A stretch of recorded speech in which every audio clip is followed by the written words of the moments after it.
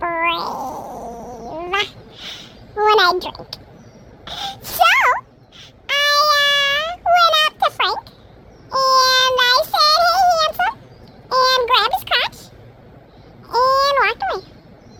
About an hour later, I saw Frank again and I said, "Hi."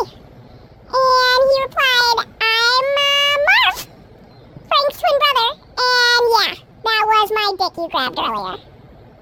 So that's the story how I met Marv, Frank's twin brother.